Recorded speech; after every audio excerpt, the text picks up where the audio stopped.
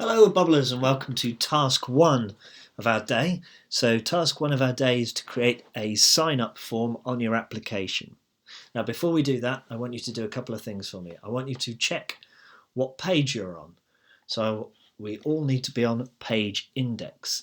This here allows us to select our page. We're going to select page index. And I want you to choose a colour for your application.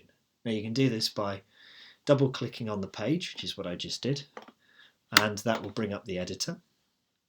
And right down here we're going to see one of the choices is, well, what style our background is. So we can have a flat colour, a gradient, an image, even have a video in the background.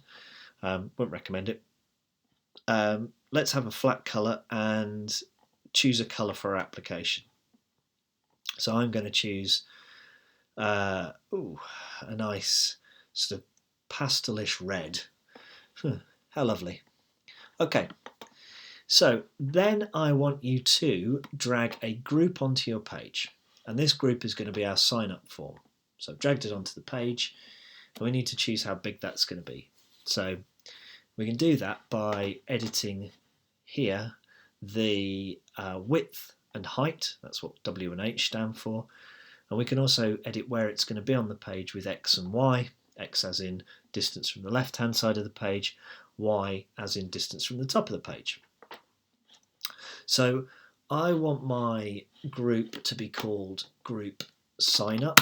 I recommend to all you bubblers that you name every element that you put on your page, because it makes it easier to find them later.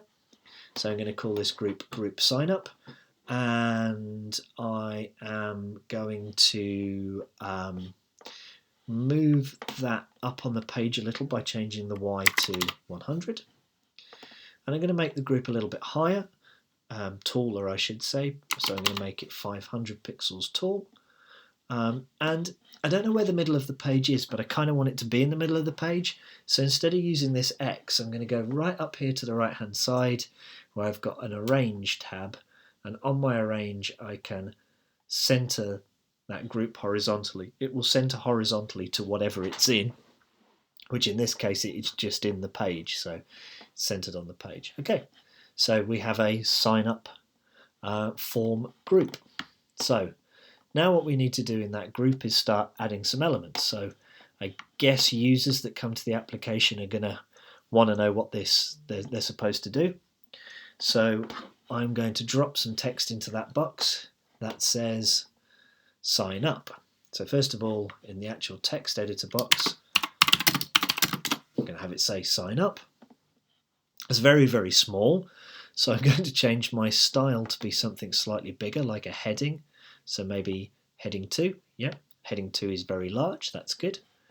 And I'd rather like it if that was centered. So one way I can do that is I can go here to rich text editor, which is like a WYSIWYG editor, and I can just edit like I would in Word. So I'm going to make it center aligned, and there it is, center aligned. Pro tip, bubblers, you can also use something called BB code, which is common to all PHP programming. Whoop, got a bit programmy there, a bit codey, not no codey. But these tags in square brackets that say center and then slash center, so center and then slash center, will also center it.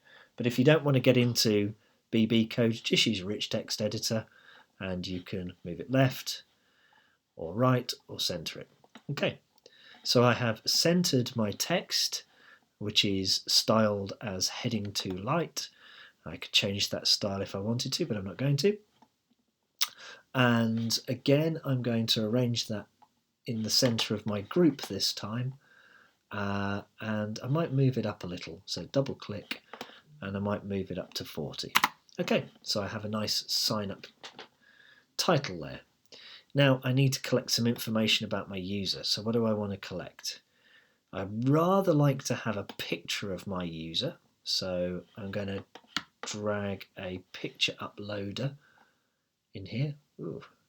If this happens to you, and it might, double click on the splodge and edit the size. Sometimes for whatever reason things drop on the page small.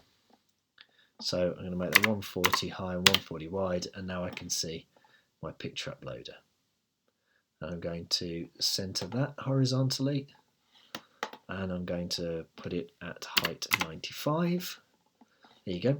So when my user comes along, they can click that to add their picture. I've made it square because I want everybody to upload a square picture. Should have called it something. Picture uploader profile pic. Let's call that. And do I want to change any settings on that? Not really. We'll come back to those later. I also need to know their first name and surname, so let's have 2 boxes for that. Let's make this, you see underneath the image you can see how wide it is and how tall it is, so I can set the width manually as well. So I'm going to make that the first name, placeholder first name, and I'm going to have another one that's called surname, or last name should say. Okay, so I'm going to collect 2 names, first name and last name, and I'm not going to line those up because I'm doing this for speed. I need to collect their email. So now, sorry, I didn't tell you, I was dropping inputs on the page willy-nilly. I wasn't telling you what I was doing. I was dropping inputs onto the page. Now, inputs can have different types of things in them. So you can see my first name and last name are both text fields. See? This content format is text. Both of those are text fields. But an email, I want to give that the content format email. And what that means is that when somebody fills that box out, if they don't put an email in there, then the box will tell them that the information that they've given it is incorrect, right? If it doesn't have an @ sign in it or whatever, it'll tell them it's incorrect, and that means that you can stop people giving you bad data. The other thing that we need to do on these inputs is we need to say whether we want them to be mandatory or not.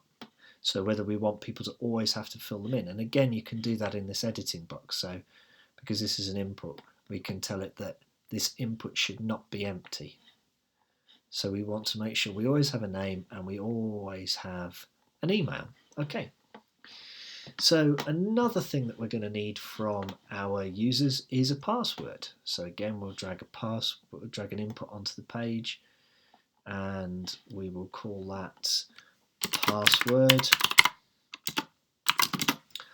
and we will use the content format password, which will mean that the digits that you put into that input are masked as you put them in, and we don't want that ever to be left blank when somebody signs up. Let's just move these to somewhere better. So let's have that at 265. 265. Sorry, this is me being a little bit design OCD. I like everything to be lined up, and I like there to be gaps of 20 between all of my inputs to make them look nice. There you go, that's better. They're all lined up now. So we've got first name, last name, email, password. Do we want to collect any more data about this user? Let's have their address, and I will show you why later. So let's collect one last bit of information, and let us collect an address. So, oops, that is not 20. Let's have that be address. Okay, and the initial content type is going to be address, but we're not going to make them give us their address just so that we can see the difference. Now, we have a lovely form that we have designed, but we have a bit of a problem, which is we aren't collecting any data just yet. So let us put a button on the page called, there we go, let's put that there. Let's move it down 20 and let's make sure it's in the middle. Arrange center horizontally, and let's call that save. Okay, so we have designed a a sign-up form. How beautiful it is. And we can preview that. We can see what it would look like on the actual internet by clicking preview. And you're going to see a very pink page with a very, very fat sign-up form. That's interesting. Why does it look so horrible? Well, let's kill that. Because we have something called responsive, which is that every element on our page grows and shrinks depending on whether it's on a really big screen or whether it's on a tiny screen like a mobile phone screen.